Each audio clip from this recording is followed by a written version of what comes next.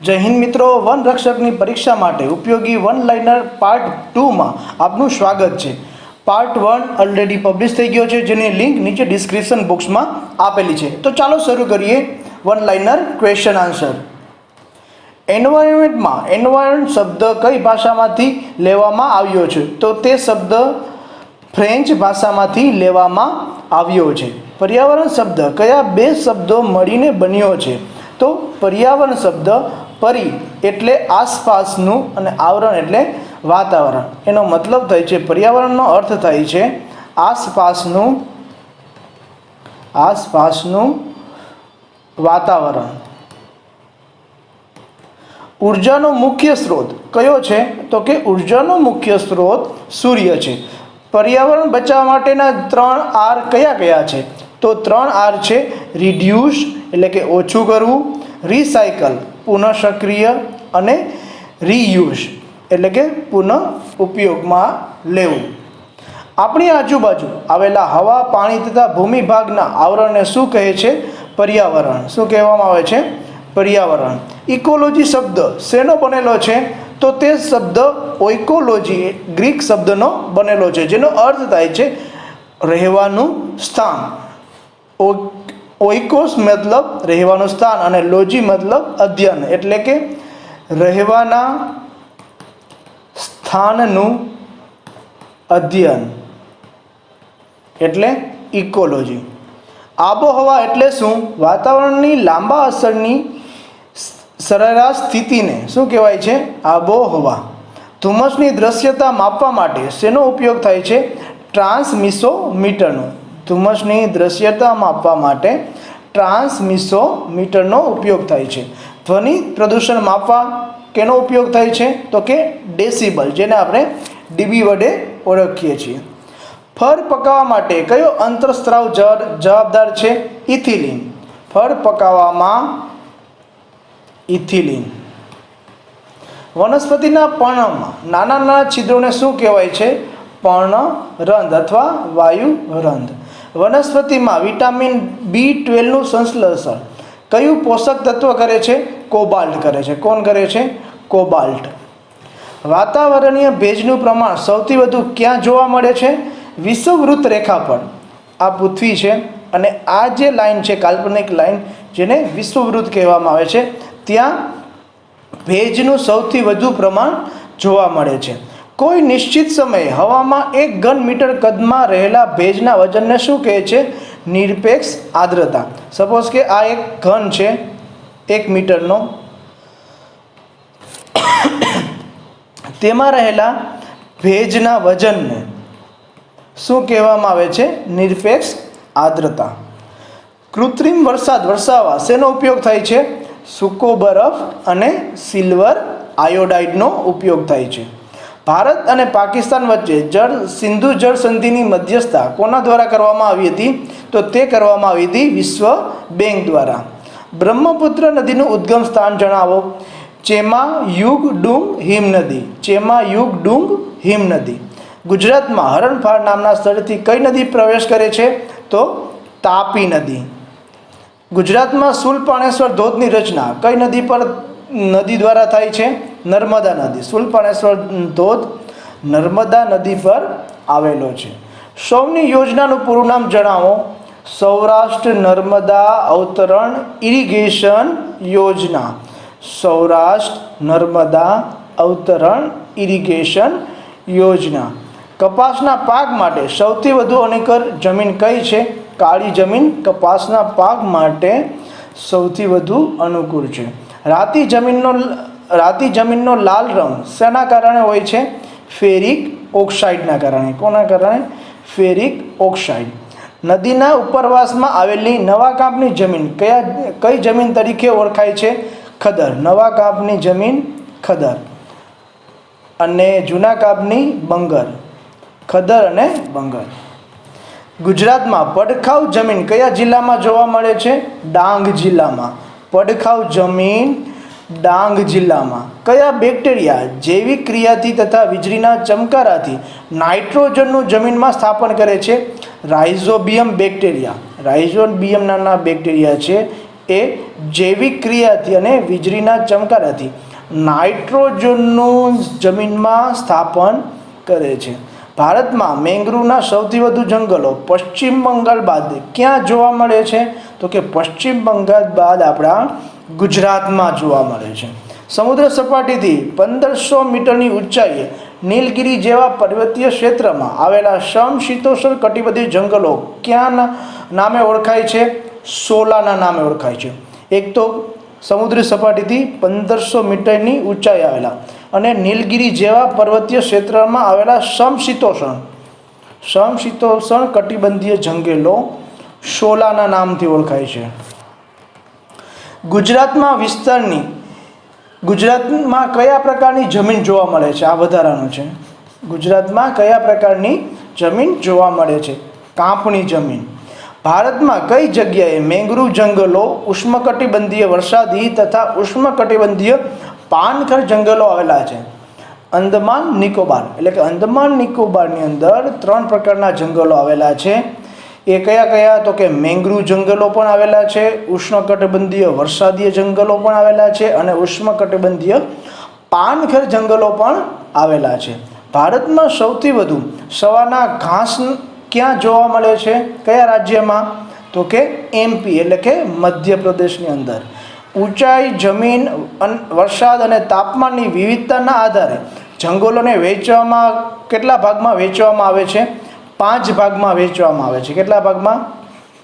5 ભાગમાં. ગુજરાતમાં સૌથી નાનું અભયારણ્ય કયું છે? કચ્છ ઘોરડો અભયારણ્ય. હિમાલયના પર્વતીય જંગલોને કેટલા પ્રકારમાં વર્ગીકૃત કરવામાં આવે છે? 3 ભાગમાં. સમશીતોષ્ણ કટિબંધીય જંગલો, શંકુદ્રુમ જંગલો અને આલ્પલાઇન ટૂંકું ઘાસ. કયું અભયારણ્ય સુરખાબનગર અભયારણ્ય તરીકે જાણીતું છે? કચ્છ રણ વન્ય પ્રાણી અભયારણ્ય. ગુજરાતમાં સૌથી નાનું પક્ષી અભયારણ્ય કયું છે? પોરબંદર પક્ષી અભયારણ્ય. કયું અભયારણ્ય મહાગંગા પક્ષી તરીકે જાણીતું છે? ગાગા વન્યજીવ પક્ષી અભયારણ્ય. ગીર ફાઉન્ડેશન દ્વારા પ્રાકૃતિક શિક્ષણ શિબિરનું આયોજન કયા અભયારણ્યમાં કરવામાં આવે છે? હિંગોરગઢ પ્રાકૃતિક શિક્ષણ અભયારણ્યમાં કરવામાં આવે છે. શૂલપાણેશ્વર અભયારણ્ય કયા જિલ્લામાં આવેલું છે? તો તે નર્મદા જિલ્લામાં આવેલું છે. બાલારામ અંબાજી વન્યજીવ અભયારણ્ય કયા જિલ્લામાં આવેલું છે? બનાસકાંઠા. યાદ રાખવાનું, બાલારામ અને બનાસકાંઠા. ગાગા વન્યજીવ અભયારણ્ય કયા જિલ્લામાં આવેલું છે? દેવભૂમિ દ્વારકા ખાતે. ભારતનું સૌથી મોટું રાષ્ટ્રીય ઉદ્યાન કયું છે? હેમિસ રાષ્ટ્રીય ઉદ્યાન. ભારતનું સૌથી મોટું રાષ્ટ્રીય ઉદ્યાન જો કહેવામાં આવે તો તે છે હેમિસ રાષ્ટ્રીય ઉદ્યાન. અને ગુજરાતનું સૌથી મોટું રાષ્ટ્રીય ઉદ્યાન તો કે કયું છે? ગીર રાષ્ટ્રીય ઉદ્યાન. ભારત સરકાર દ્વારા નામીબિયાથી ચિત્તાનું પુનઃવર્ષન કયા રાષ્ટ્રીય ઉદ્યાનમાં કરવામાં આવ્યું? કુનો રાષ્ટ્રીય ઉદ્યાન એમપી, એટલે કે મધ્યપ્રદેશમાં. ગુજરાતનું સૌથી મોટું રાષ્ટ્રીય ઉદ્યાન કયું છે? ગીર રાષ્ટ્રીય ઉદ્યાન. ગુજરાતનું કયું સ્થળ યુનેસ્કોની જૈવ આરક્ષિત ક્ષેત્રોની યાદીમાં સામેલ છે? કચ્છનું ગ્રેટ રણ. ભારતની સૌપ્રથમ રામસર સાઇટ કઈ છે? ચિલ્કા સરોવર. ભારતની સૌપ્રથમ રામસર સાઇટ કઈ છે? ચિલ્કા સરોવર. બાલાબક્રમ રાષ્ટ્રીય ઉદ્યાન મેઘાલયની કઈ ટેકરીમાં આવેલું છે? તો કે ગારો ટેકરીમાં. જો મેઘાલયમાં ગારો, ખાસી અને જેન્તિયા આ ટેકરીઓ આવેલી છે. જે ક્યાં આવેલી છે? મેઘાલયમાં. પ્રથમ સફર કાગળ ઉત્પાદનનું કારખાનું વર્ષ 1867માં ક્યાં સ્થાપવામાં આવ્યું હતું? કલકત્તાના બાલીગંજમાં. ગુજરાતમાં કઈ જગ્યાએ કાગળના માવાનું ઉત્પાદન કરતી સેન્ટ્રલ પલ્પ મિલ આવેલી છે? સોનગઢ, તાપી જિલ્લા ખાતે. ફર્નિચર માટે જાણીતું સંખેડા કયા જિલ્લામાં આવેલું છે? છોટાઉદેપુર જિલ્લામાં. કયા વર્ષમાં છોટાઉદેપુરના સંખેડા ફર્નિચરને જીઆઈ ટેગ પ્રાપ્ત થયો છે? વર્ષ 2007માં. ગુજરાતમાં કઈ જગ્યાએ તમાકુ સંશોધન કેન્દ્ર આવેલું છે? ધર્મજ ખાતે, એટલે કે આણંદની અંદર. ધર્મજ આણંદ ખાતે. કયા વૃક્ષના પાનનો ઉપયોગ બીડી બનાવવામાં થાય છે? તો કે ટીમ્બરૂનો ઉપયોગ બીડી બનાવવા માટે થાય છે. કયા વૃક્ષનું લાકડું હોડી બનાવવા માટે થાય છે? હોડી બનાવવા માટે સુંદરીનું વૃક્ષ. સુંદરીનું વૃક્ષ એટલા માટે કે તે પાણીમાં થાય છે. દીવાસળી અને કાગળ બનાવવા માટે કયું વૃક્ષ ઉપયોગી છે? સીમળ. દીવાસળી અને કાગળની. કયા વૃક્ષના રસમાંથી ટર્પેન્ટાઇન બનાવવામાં આવે છે? ચીડના વૃક્ષમાંથી ટર્પેન્ટાઇન બનાવવામાં આવે છે. વર્ષ 2021માં કેટલામો ઇન્ડિયા સ્ટેટ ફોરેસ્ટ રિપોર્ટ રજૂ કરવામાં આવ્યો? તો કે જે રજૂ કરવામાં આવ્યો હતો રિપોર્ટ એ 17મો હતો. કેટલામો હતો? 17મો. કયા સાધનથી ભૂકંપની તીવ્રતા માપી શકાય છે? સિસ્મોગ્રાફ. જાપાનનો કયો જ્વાળામુખી પર્વત સુપ્ત જ્વાળામુખી કહેવાય છે? ફુજિયામા. ભારતમાં સક્રિય જ્વાળામુખી ક્યાં આવેલો છે? બેરેન ટાપુ, અંદમાન અને નિકોબાર પર. ભારતીય વનસ્પતિ સર્વેક્ષણ સંસ્થાની સ્થાપના કયા વર્ષમાં કરવામાં આવી હતી? વર્ષ 1890માં. ભારતીય વનસ્પતિ સર્વેક્ષણની સ્થાપના વર્ષ 1890માં. ભારતીય વનસ્પતિ સર્વેક્ષણનું મુખ્યાલય ક્યાં આવેલું છે? કોલકાતા ખાતે. India state of forest report 2021 ભારતમાં વર્ષ 2019ની તુલનાએ વર્ષ 2021માં વન અને વૃક્ષ આચ્છાદિત વિસ્તારમાં કેટલા ટકાનો વધારો થયો છે? તો કે 2261 ચોરસ કિલોમીટરનો વધારો થયો છે 2019 કરતાં. જુઓલોજિકલ સર્વે ઓફ ઇન્ડિયાની સ્થાપના કયા વર્ષમાં કરવામાં આવી હતી? તો તે વર્ષ હતું 1916. ભારતીય વન્યજીવ સંસ્થાની સ્થાપના કયા વર્ષમાં કરવામાં આવી હતી? 1982. ભારતીય વન્યજીવ સંસ્થાનું મુખ્યાલય ક્યાં આવેલું છે? દહેરાદૂન ખાતે.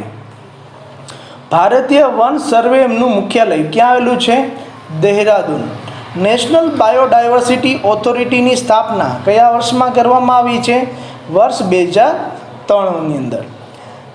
નેશનલ ગ્રીન ટ્રિબ્યુનલની સ્થાપના કયા વર્ષમાં કરવામાં આવી હતી? 2010માં. IMP question. નેશનલ ગ્રીન ટ્રિબ્યુનલની સ્થાપના કયા વર્ષમાં કરવામાં આવી હતી? વર્ષ 2010ની અંદર. નેશનલ ગ્રીન ટ્રિબ્યુનલના ન્યાયના કયા સિદ્ધાંતના આધારે કાર્ય કરે છે? તો તે સિદ્ધાંત છે પ્રાકૃતિક ન્યાય. નેશનલ ગ્રીન ટ્રિબ્યુનલના ઓછામાં ઓછા અને વધુમાં વધુ કેટલા સભ્યો હોય છે? નેશનલ ગ્રીન ટ્રિબ્યુનલના ઓછામાં ઓછા 20 સભ્ય અને વધુમાં વધુ 40 સભ્ય હોય છે. પર્યાવરણ ગાંધી તરીકે કોને ઓળખવામાં આવે છે? સુંદરલાલ બહુગુણા. વૃક્ષ માતા અને પર્યાવરણ દાદી તરીકે કોણ જાણીતું છે? સાલુમરદા સિમકા. ભારતના પ્લેગમેન તરીકે કોનો ઓળખવામાં આવે છે? રિપુદામન બેવલી. ગ્રીન જજ ઓફ ઇન્ડિયા તરીકે કોને ઓળખવામાં આવે છે?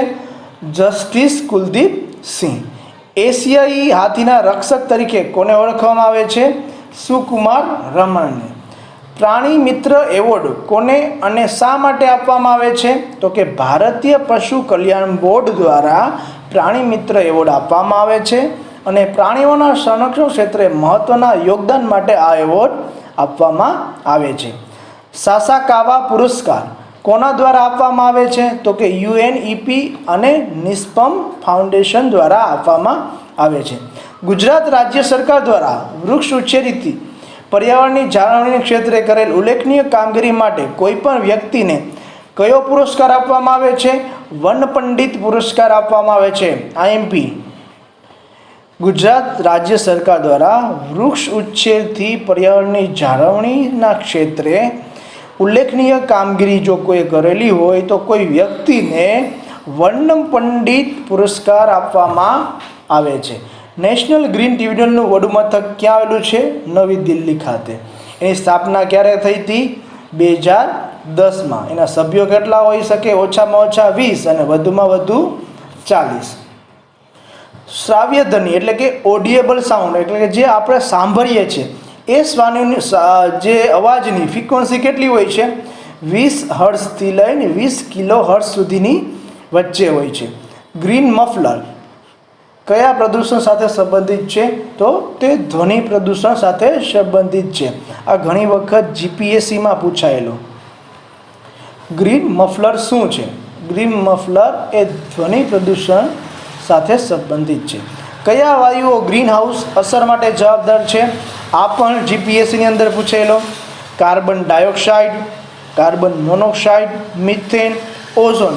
મોટા ભાગમાં આપણે છે ને ઓઝોનને ગ્રીન હાઉસ અસર માટે જવાબદાર ગણતા નથી. અહીંયા આપણે ભૂલ પડવાની શક્યતા વધુ છે. ક્લોરોફ્લોરોકાર્બન અને hydrofluorocarbon. Carbon dioxide, carbon monoxide, methane, ozone, chlorofluorocarbon અને hydrofluorocarbon. National conservation action plan કયા વર્ષમાં અમલમાં મુકાયો હતો? વર્ષ 2020થી લઈને 2025 માટે. નેશનલ કન્ઝર્વેશન એક્શન પ્લાન 2020થી લઈને 2025 માટે. 42માં બંધારણીય સુધારા દ્વારા વનને રાજ્ય યાદીમાંથી હટાવીને કઈ યાદીમાં મૂકવામાં આવ્યું? સંયુક્ત યાદી. કયા બંધારણીય સુધારો? 42મો બંધારણીય સુધારા દ્વારા પહેલાં તે વન છે એ રાજ્ય યાદીનો વિષય હતો અને પછી કેનો વિષય બનાવવામાં આવ્યો? સંયુક્ત યાદીનો. વન્યજીવ સંરક્ષણ અધિનિયમ 1972ની કઈ સૂચિમાં શિકાર પર છૂટ હોય એવા પ્રાણીઓની યાદી આપવામાં આવેલી છે? અનુસૂચિ 5. ભારતના બંધારણના કયા અનુચ્છેદમાં પર્યાવરણનું જતન અને તેમાં સુધારણ કરવાનો અને દેશના જંગલો અને વન્યજીવોનું રક્ષણ કરવાનો પ્રયત્ન કરવાના પ્રાવધાન કરવામાં આવેલા છે? અનુચ્છેદ 488. એપિકો આંદોલનની શરૂઆત કયા વર્ષમાં થઈ હતી? વર્ષ 1983. હિમદીપડો કયા રાજ્યનું રાજકીય પ્રાણી છે? લદ્દાખ અને હિમાચલ પ્રદેશનું. ભારતમાં લાલ પાંડા કયા વિસ્તારમાં જોવા મળે છે? કથા નહીં. કયા વિસ્તારમાં જોવા મળે છે? પૂર્વીય હિમાલય ક્ષેત્રમાં 1500થી 4000 મીટર ઊંચાઈ પર જોવા મળે છે. ખારાઈ ઊંટ સામાન્ય રીતે ખોરાકમાં કયા વૃક્ષનો ઉપયોગ કરે છે? અહીંયા પણ કથા છે, કથા નહીં. કયા વૃક્ષનો ઉપયોગ કરે છે? મેંગ્રુવ વનસ્પતિનો ઉપયોગ કરે છે. ચેમ્પિયન અને સેટના વર્ગીકરણ મુજબ જંગલને મુખ્યત્વે કેટલા પ્રકારમાં વર્ગીકૃત કરવામાં આવે છે? તો કે આ વર્ગીકરણ મુજબ 4 પ્રકારમાં વિભાજિત કરવામાં આવે છે. ભેજવાળા પાનખર જંગલો, ઉષ્ણકટિબંધીય સૂકા પાનખર જંગલો, ઉષ્ણકટિબંધીય કાંટાળા જંગલો અને ભરતીના જંગલો. ડાંગના જંગલો કયા પ્રકારના જંગલો છે? ભેજવાળા પાનખર જંગલો. 1988ની વન નીતિ મુજબ ભારતમાં કુલ ભૌગોલિક વિસ્તારના કેટલા ટકા વન ક્ષેત્ર પ્રાપ્ત કરવાનું લક્ષ્ય રાખવામાં આવ્યું હતું? 33%. કેટલા? 33%. એશિયાની સૌથી મોટી ઘાસીય મેદાનના વિસ્તાર કયા જિલ્લામાં આવેલો છે? કચ્છ જિલ્લામાં. ઉષ્ણકટિબંધીય વરસાદી જંગલો બીજા કયા નામે ઓળખવામાં આવે છે? તો કે ઉષ્ણકટિબંધીય વરસાદી જંગલો, ઉષ્ણકટિબંધીય નિત્ય લીલા જંગલો કે ઉષ્ણકટિબંધીય સદાબહાર જંગલો કહેવામાં આવે છે. સુંદરવનમાંથી પ્રાપ્ત થતા સુંદરીના વૃક્ષના લાકડામાંથી શું બનાવવામાં આવે છે? આગળ જેમ જોયું તેમ હોડી બનાવવામાં આવે છે. કયું જૈવ આરક્ષિત ક્ષેત્ર વિશ્વનું સૌપ્રથમ 5 દેશોમાં વિસ્તરેલ જૈવ આરક્ષિત ક્ષેત્ર છે? મુરા, ધ્રુવા, ડેન્યુબ. કોલ્ડ ડેઝર્ટ જૈવ આરક્ષિત ક્ષેત્ર કયા રાજ્યમાં આવેલું છે? હિમાચલ પ્રદેશમાં. કયા છોડના પાન ચામડીના કુષ્ઠરોગ, યાદશક્તિ વધારવા, મધુપ્રેમમાં ઉપયોગી છે? જે હલકા ભૂરા રંગના ફૂલ ધરાવે છે? તો કે બ્રાહ્મી. કઈ વેલના મૂળના ઉકાળામાં મધ મેળવી શરીરમાં રહેલ કફ બહાર કાઢવા માટે ઉપયોગમાં લેવામાં આવે છે? ભોય રીંગણી. એક્લિપ્ટા એલ્બા એ કયા છોડનું વૈજ્ઞાનિક નામ છે? તો કે ભાંગરો. કયા છોડના મૂળનો ઉકાળો પ્રસૂતિમાં ગર્ભાશયનું હલનચલન વધારવા, આંતરડાના દુખાવામાં અને પાનનો રસ આંખની કીકીમાં છારી મટાડવા વપરાય છે? સર્પગંધા. સિબકર્થો મુખ્યત્વે કયા વિસ્તારમાં થાય છે? હિમાલયના સિપ્તી અને લદ્દાખના ઠંડા રણોમાં. ભારત સરકાર દ્વારા કયા વર્ષમાં રાષ્ટ્રીય બાંબુ મિશનની શરૂઆત કરવામાં આવી? રાષ્ટ્રીય બાંબુ મિશન વર્ષ 2019. આ પણ જીપીએસસીની અંદર પૂછાયેલો. India state of forest report 2021 કોના દ્વારા તૈયાર કરવામાં આવ્યો છે? તો કે તે ભારતીય વન સર્વે દ્વારા दर 2 વર્ષે રજૂ કરવામાં આવે છે. કયા સંમેલન દરમિયાન UNFCCC, UNCBD અને UNCCD સંમેલન અસ્તિત્વમાં આવ્યા હતા? તો કે વિશ્વ પૃથ્વી સંમેલન દ્વારા આ બધા સંમેલનો અસ્તિત્વમાં આવ્યા. UNFCCCના કયા સંમેલન દરમિયાન ગ્રીન ક્લાઇમેટ ફંડનો ઉદ્ભવ થયો? તો કે કાનકુન, મેક્સિકો, એટલે કે COP60માં ગ્રીન ક્લાઇમેટ ફંડનો ઉદ્ભવ થયો. UNCCDના COP15 રિપોર્ટમાં કચ્છ તથા રાજસ્થાનના શુષ્ક અને અર્ધશુષ્ક ક્ષેત્રોમાં મહિલા ખેડૂતો દ્વારા અપનાવવામાં આવતી કઈ પ્રણાલીનો ઉલ્લેખ કરવામાં આવ્યો છે? ભૂંગળું. UNCCD અને COP16 બેઠકમાં આયોજન ક્યાં કરવામાં આવશે? સાઉદી અરેબિયા 2024ની અંદર. કયા પ્રોટોકોલના અમલથી દર વર્ષે 16 સપ્ટેમ્બરના રોજ વિશ્વ ઓઝોન દિવસ ઉજવવામાં આવે છે? Montreal protocol. 16 સપ્ટેમ્બર વિશ્વ ઓઝોન દિવસ, મોન્ટ્રીયલ પ્રોટોકોલ. રાષ્ટ્રીય પક્ષી દિવસ કયા દિવસે ઉજવવામાં આવે છે? 12 નવેમ્બરના દિવસે પક્ષી દિવસ, રાષ્ટ્રીય પક્ષી દિવસ. કઈ સમજૂતી ઓઝોન સ્તરના ક્ષરણ માટે જવાબદાર વાયુઓ તેમજ ગ્લોબલ વોર્મિંગ માટે જવાબદાર વાયુઓના પણ સમાવિષ્ટ કરી છે? કિગાલી સમજૂતી. યુરોપિયન સંઘ અને અમેરિકા દ્વારા ગ્લોબલ વોર્મિંગમાં 0.2 સેલ્સિયસ ઘટાડવા માટે કયો સંકલ્પ કરવામાં આવ્યો છે? મિથેન સંકલ્પ. આધુનિક જૈવ બાયોટેકનોલોજીની મદદથી બનાવવામાં આવેલ જીવિત સંશોધિત સજીવોની હેરફેરની નિયંત્રણ કરવા માટે કયો પ્રોટોકોલ જાણીતો છે? કાર્ટેજેના પ્રોટોકોલ. કયા સંમેલનની શરૂઆત 5 જૂનના રોજ થઈ હોવાને કારણે 5 જૂન વિશ્વ પર્યાવરણ દિવસ તરીકે ઉજવવાનું નક્કી કરવામાં આવ્યું હતું? સ્ટોકહોમ સંમેલન. ખેજરી આંદોલનની આગેવાની કોના દ્વારા કરવામાં આવી હતી? અમૃતા દેવી બિશ્નોઈ દ્વારા. ચિપકો આંદોલનની આગેવાની કોના દ્વારા કરવામાં આવી હતી? સુંદરલાલ બહુગુણા અને ગોરાદેવી અને ચંડી પ્રસાદ ભટ્ટ. આધુનિક ભારતના પ્રથમ પર્યાવરણ વિદ્વાન તરીકે કોને ઓળખવામાં આવે છે? ચંદી પ્રસાદ ભટ્ટને ઓળખવામાં આવે છે. સમાજ સેવક તથા પર્યાવરણ સંરક્ષણ કાર્યકર્તા બાબા આમટેનું પૂરું નામ જણાવો. મુરલીધર દેવીદાસ આમટે. ફ્રાઇડેઝ ફોર ફ્યુચર મૂવમેન્ટની શરૂઆત કોણે કરી હતી? ગ્રેટા થનબર્ગે. ડેકન પદ્ધતિ શું છે? પક્ષીઓને ઈજાગ્રસ્ત કર્યા વિના પકડવાની પદ્ધતિને ડેકન પદ્ધતિ કહેવામાં આવે છે. વર્ષ 1970ના દશકમાં ભારતમાં ચિત્તાના પુનર્વસવાટ માટે કોને પ્રયત્નો કર્યા હતા? M.K. રણજીતસિંહ ઝાલા દ્વારા. ભારતના વન્યજીવ સંરક્ષણના પ્રથમ ડાયરેક્ટર કોણ હતા? M.K. રણજીતસિંહ ઝાલા. સુભાષચંદ્ર બોઝ આપત્તિ વ્યવસ્થાપન પુરસ્કારની શરૂઆત કયા વર્ષથી થઈ હતી? વર્ષ 2019માં. આ પણ GPSCની અંદર પૂછાયેલો છે.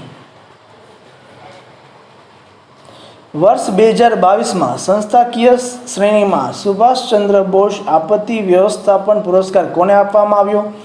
Gujarat institute of disaster management GIDMને આપવામાં આવ્યો. મેદની પુરસ્કાર પર્યાવરણ ક્ષેત્રના કઈ ભાષાના લેખકને આપવામાં આવે છે? તો કે હિન્દી ભાષાના. ભારતના બંધારણમાં પરિશિષ્ટ 7માં વનને કઈ યાદી હેઠળ રાખવામાં આવ્યું છે? સંયુક્ત યાદી. દેશમાં ભોપાલ ગેસ ટ્રેજેડી બાદ પર્યાવરણના સંરક્ષણના ભાગરૂપે કયો કાયદો પસાર કરવામાં આવ્યો હતો? પર્યાવરણ સંરક્ષણ અધિનિયમ 1986. વર્ષ 1980માં ભારતના વનોના નાશને અટકાવવા માટે કયો કાયદો અમલમાં મૂકવામાં આવ્યો છે? વન સંરક્ષણ અધિનિયમ. નેશનલ ગ્રીડ ટ્રિબ્યુનલની સ્થાપના ક્યારે કરવામાં આવી હતી? વર્ષ 2010ની અંદર. જળ પ્રદૂષણ અટકાવવા અને નિયંત્રણ કરવા તેમજ જળની સ્વચ્છતા અને સુરક્ષા જાળવવા માટે ક્યારે અને કયો કાયદો પસાર કરવામાં આવ્યો હતો? વર્ષ 1974માં જળ પ્રદૂષણ નિયંત્રણ કાયદો. કયા મંત્રાલય દ્વારા વન અધિકારી અધિનિયમ 2016 લાગુ કરવામાં આવ્યો છે? જનજાતિ બાબતોના મંત્રાલય દ્વારા. This is the end of the video. Thank you.